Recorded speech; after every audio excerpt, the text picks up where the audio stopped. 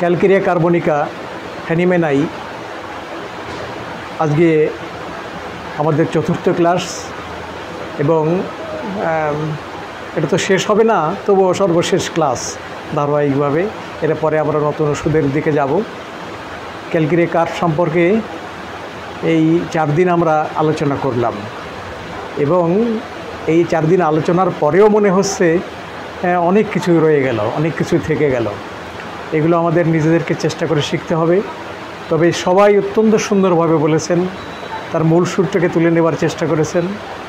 আমার দাদা একটু আগে সুন্দর করে বললেন এবং খুব জিস্ট কথা, যেগুলো খুব কাজে আসবে। ইমান আলী ভাইও অনেক পয়েন্ট উল্লেখ করে ক্যালকেরিয়া কার্ব কোন দিকে আসতে পারে, কিভাবে আসতে পারে, আমরা কিভাবে তাকে চিনতে পারি, ধরতে পারি এবং আমাদের কাজে লাগাতে পারি। তাই একটা বেসিক কথা আমরা একটু মনে রাখার চেষ্টা করি সব সময়। আমরা কেন ওষুধ চিনব, কেন খুঁজব? একটি কারণ, অন্য কোনো কারণ নেই। যেমন ম্যাচ মেকার যারা ঘটক, তারা চেষ্টা করে উপযুক্ত পাত্র বা পাত্রী সন্ধানের জন্য। তারা দেখে যে পাত্রের কোয়ালিটি কী এবং পাত্রীর কোয়ালিটি কী, তারটা মিল করার চেষ্টা করে যে এই স্ট্যান্ডার্ড হলে এই হয়। আমাদেরও হোমিওপ্যাথি যারা ডাক্তারি করি, আমরাও প্রায় সেই মানসিকতা সম্পন্ন। কোনটা? আমরাও মিলাবার চেষ্টা করি। তারা মিলাবার চেষ্টা করে তাদের কোয়ালিটি অনুসারে, অবস্থা অনুসারে, দেখার অনুসারে, যেখানে এটার জন্য উপযুক্ত, মনে রাখতে উপযুক্ত কোনটা, পারফেক্ট অবস্থা কী রয়েছে, অ্যাপ্রোপ্রিয়েট কী, সেটা দেখার চেষ্টা করি। আমাদের একটাই কাজ, কেন আমরা জানার চেষ্টা করি? আমরা জানার চেষ্টা করি যে আমরা সিমিলার কী রয়েছে সেটা। আমরা এত প্রশ্ন করি কেন? শুধু সিমিলারকে জানার জন্যে, যে তার ভিতরে কী আছে এবং আমার ওষুধে, আমার প্রাপ্ত ওষুধের ভিতরে ওই সিমিলার সিমটম আছে কি না। আর তখন আমরা চেষ্টা করি যে সিমটমের যে গ্রেডিং, যে তার রয়েছে, মূল্যায়ন রয়েছে লক্ষণের, সেইটি আমরা দেখার চেষ্টা করি যে কার পরে দেব, সেই মূল্যমান নির্ধারণ করি, তখন আমরা সেটাকে প্রয়োগ করার চেষ্টা করি। কিন্তু সর্বোপরি কথা হচ্ছে পেশেন্টের কাছ থেকে যথাযথভাবে একটা কৌশল অবলম্বন করে আমরা তার অবস্থাটাকে জানার চেষ্টা করি, বোঝার চেষ্টা করি। এইটা হচ্ছে হোমিওপ্যাথির মূল জায়গা।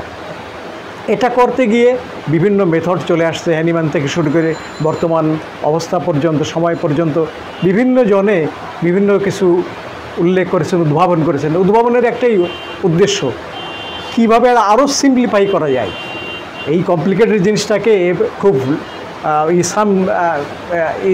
এই জিনিসটাকে কীভাবে আরও করা যায়, সহজতর করা যায় এবং সেটা খুব কাজে আসবে, অল্প সময়ের ভিতরে আমরা যেতে পারি, সে জায়গায় যেতে পারি। এক সময় তো যেটা বলছিলাম যে যিনি মক্কা যাচ্ছেন, তিনি কিন্তু সবার কাছে দোয়াটাও নিয়ে যেতেন যে দাদা আর ফিরে আসে কি না আসি, আমার যদি কোনো থাকে, তোমার একটু অপরাধ থাকে ক্ষমা করে দেন, বা কিছু মনে রাখবেন না আমি যদি ফিরতে না পারি।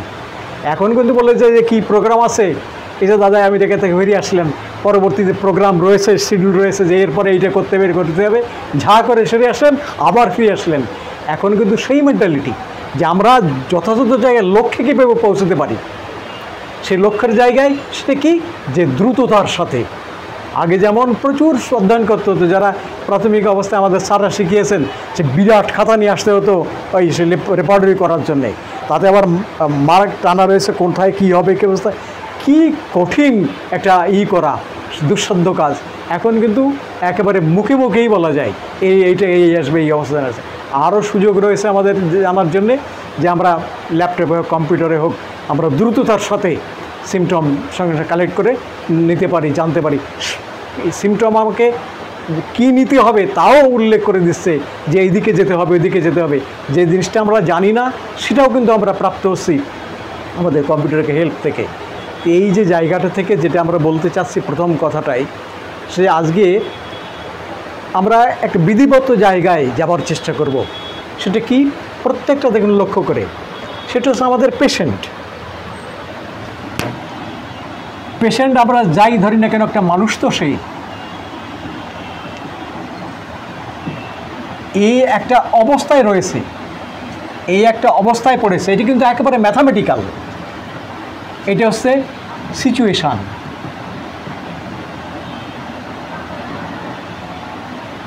অর কন্ডিশন, এর যেটা দেন না কেন, এই সিচুয়েশন হলে সবথেকে বেশি অ্যাপ্রোপ্রিয়েট শব্দ হয়। কেন কন্ডিশনের দ্বিতীয় মানে আবার যদি ধরা হয় যে ওর শর্তমর্ত, তাহলে তো সমস্যার সৃষ্টি হয়ে যায়। একই জিনিস কিন্তু সিচুয়েশন মানে পেশেন্ট একটা সিচুয়েশনে পড়েছে, সেই সিচুয়েশনটা ফিজিক্যাল হতে পারে, তার ফ্যামিলি অবস্থা হতে পারে, ডোমেস্টিক হতে পারে, তার রাজনৈতিক হতে পারে, ব্যবসায়িক হতে পারে, যেই অবস্থা কেন কেন সে একটা সিচুয়েশনে পড়েছে। সাধারণত আমাদের কাছে কোনো ব্যবসায়িক ব্যাপারটা নিয়ে আমার কাছে আসে না, আসবে হচ্ছে শারীরিক একটা সমস্যা নিয়ে। কিন্তু মানুষ হিসেবে সে কিন্তু একটা পরিবারভুক্ত মানুষ হিসেবে, একটা সমাজভুক্ত, তার একটা অকুপেশন রয়েছে। তাহলে অনেক কিছু মিলিয়ে কিন্তু সে একটা অবস্থায় পড়েছে। তাহলে এই সিচুয়েশনের আমরা প্রাইম অবস্থায় দেখলাম হচ্ছে এই জিনিসগুলো আমরা পিছনে জন্য মনে রাখার চেষ্টা করি। এখানে তার ফ্যামিলি রয়েছে, এখানে তার অকুপেশন রয়েছে, এখানে তার রয়েছে, দ্যাট ইজ বিজনেস রয়েছে। অকুপেশন আর বিজনেস মানে যেটা আমি করি, আমার যেটা পেশা, সঙ্গে সঙ্গে কিন্তু আমি আরও কিছু কাজ করি, যে অ্যাক্টিভিটিসগুলো সেইগুলো আছে আমার, অন্য যে কাজগুলো সেগুলো রয়েছে সমস্ত কিছু। আমি একটা ধর্মীয় ব্যাপারও তার সঙ্গে রিলেটেড রয়েছে। এইগুলো সব কিন্তু এই নিয়েই সে এই সিচুয়েশনের পড়ার সঙ্গে সঙ্গে একটা জিনিস চলে আসে, সেটা হচ্ছে ইমপ্রেশন।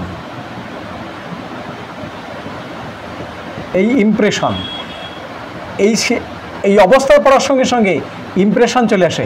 এই ইমপ্রেশনে কি সৃষ্টি হয়? ইমপ্রেশনে এই প্রশ্ন সৃষ্টি হয় ডিলিউশন।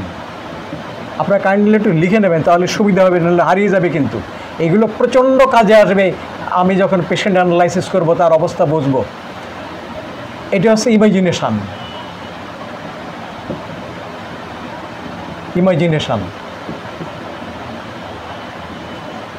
এই দ্যাট ইজ এইখানে থট, ডিলিউশন, ইমাজিনেশন আর হচ্ছে থটস। এই থটটা ইমাজিনেশনের পার্থক্যটা কি? থট হচ্ছে প্র্যাকটিক্যাল, যেটা বাস্তব একেবারে, সেটা হচ্ছে থট। ইমাজিনেশন হচ্ছে কল্পনা, যে এখনও বাস্তবতা ঘটেনি, ঘটতেও পারে, নাও পারে। আমি একটা বাড়ি করব, আমার ইমাজিনেশনে রয়েছে, কিন্তু সেটা প্র্যাকটিক্যাল না। বাড়িতে আমার শও হয়ে যায়, ঘুমও হয়ে যায়, ইমাজিনেশনে হতে পারে। থটে হচ্ছে বাস্তব, যে আমার অর্থ আছে কি না, আমি এটা করতে পারবো কি না, কী অবস্থা হবে, প্ল্যান এগুলো সমস্ত থটের পর্যায়ে। তাহলে আমি এই সিচুয়েশনে পড়লে, পেশেন্ট মানে একটা ডিজিজ, আমি একটা সমস্যায় পড়লাম, এই সমস্যাটা হচ্ছে সিচুয়েশন। এই সিচুয়েশনে আমার ইমোশন সৃষ্টি প্রথমে, সেটা হচ্ছে এই ডিলিউশনটাকে আপনি মনে রাখেন আলাদা শব্দে, ফিলিং। এটা হচ্ছে ফিলিং। নেক্সট হচ্ছে ইমপ্রেশন। ইমপ্রেশনের পর হচ্ছে রিয়াকশান। এই রিয়াকশান হচ্ছে ইমোশন।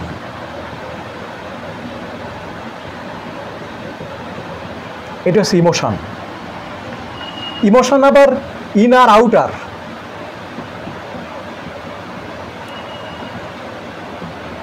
ইনার আর আউটার, এই দুটো জিনিস।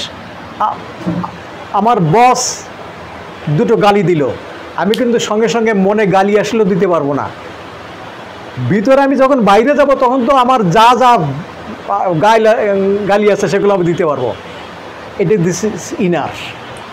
আউটার হচ্ছে হ্যাঁ স্যার, জি স্যার, হ্যাঁ স্যার, আউটার। ভিতরে কিন্তু অন্য জিনিস। এইটা কিন্তু ইমোশন।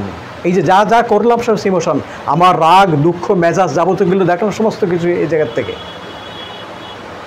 এখানে কিন্তু একেবারে দ্বৈত মানুষ আমরাই প্রকাশ করি। অনেক কিছু সেন্সরের জন্য বলতে পারি না।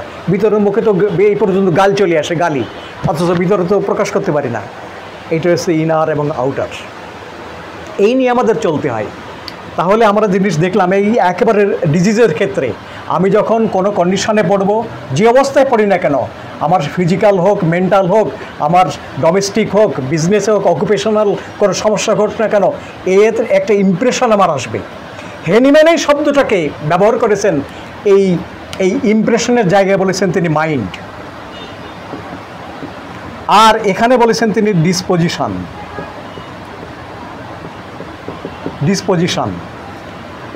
What is disposition?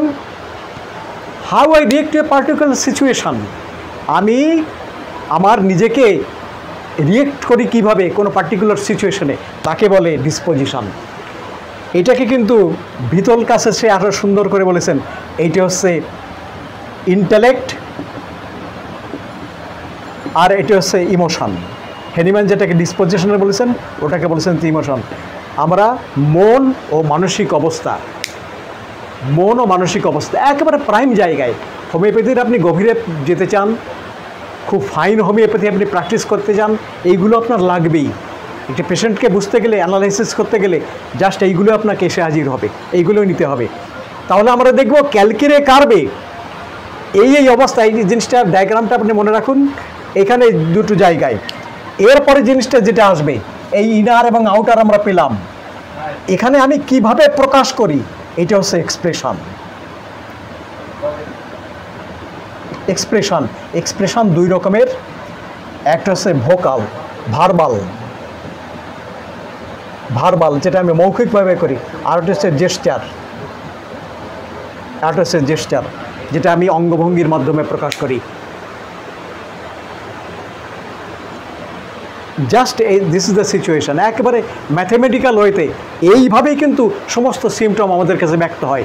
আর এইভাবেই কিন্তু আমরা একটা পেশেন্টের গভীরে যেতে পারি, যে কোনো জায়গা থেকে। আমি এখান থেকে ঢুকবো, কী আলোচনা করলো, একেবারে যা সিচুয়েশনে চলে যাব, ভিতর থেকে সেই জায়গাটায় চলে যাব, তার সেন্ট্রাল ফিলিং ধরার জন্যে, বোঝার জন্যে, তাকে জানার জন্যে, তার মানসিক অবস্থা ভিতরে জানার জন্যে।